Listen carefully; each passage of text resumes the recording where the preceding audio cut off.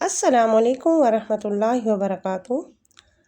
آخر عائشہ کا قصور کیا تھا؟ کیا اس کی خاموشی کمزوری تھی یا صبر؟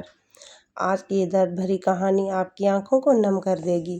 ویڈیو اینڈ تک واچ کیجیے گا کیونکہ انجام ہر کسی کے لیے ایک بڑا سبق ہے۔ عائشہ کی عید، ایک درد بھری کہانی۔ عید میں صرف چند دن باقی تھے۔ عائشہ کئی مہینوں سے اپنے میکے نہیں گئی تھی۔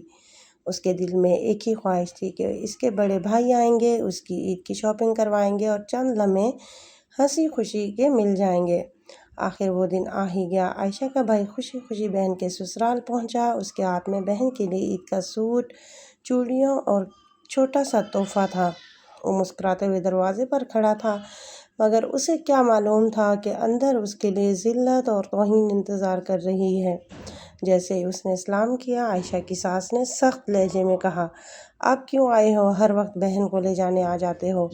سسر بھی غصے میں بول اٹھے، تم لوگ اپنی بہن کو ہمارے خلاف بھڑکاتے ہو، تمہاری وجہ سے ہمارے گھر کا سکون ختم ہو گیا ہے۔ بھائی حیران رہ گیا۔ اس نے ادب سے کہا، میں تو صرف عید کی شاپنگ کے لیے بہن کو لے جانا چاہتا ہوں، لیکن کسی نے اس کی ایک نہ سنی۔ اس پر ایک کے بعد ایک جھوٹے الزام لگائے گئے۔ کہا گیا وہ بہن کو گھر سے بھگانا چاہتا ہے، رشتے خراب کرنا چاہتا ہے اور جان بوجھ کر مسائل پیدا کرتا ہے۔ یہ سب سن کر عائشہ کی آنکھوں سے آنسو بہنے لگے۔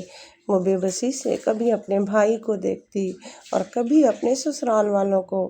بھائی نے نم آنکھوں سے بہن کی طرف دیکھا اور آہستہ سے کہا، بہن میں صرف تیری خوشی کے لیے آیا تھا، اگر میرے آنے سے تجھے مزید تکلیف ملتی ہے تو میں چلا جاتا ہوں۔ یہ کہتے ہوئے اس کی آواز بھر آئی۔ عائشہ نے بھائی کا ہاتھ پکڑنے کی کوشش کی، مگر وہ اپنی آنکھوں کے آنسو چھپاتا ہوا دروازے سے باہر نکل گیا۔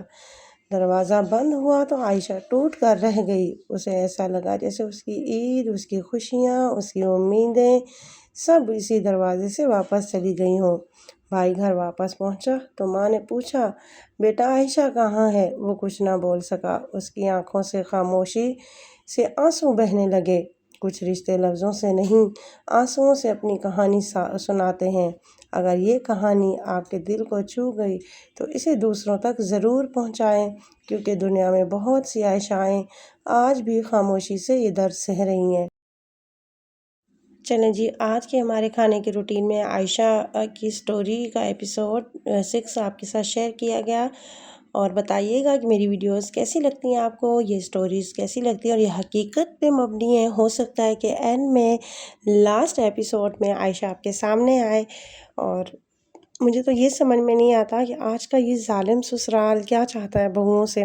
شادی کو مطلب ایک بچی 16 سال کی ہے اور آپ اس سے 16 سال کی بچی سے، ظاہر ہے جو والدین کے گھر میں 16 سال گزار کے آئی ہے، اور آپ وہی 16 سال زندگی بدلنے کو آپ یہ سمجھتے ہیں کہ بس چند دن میں ہی وہ اپنی 16 سال کی روٹین بدلے، تو ایسا کبھی نہیں ہو سکتا۔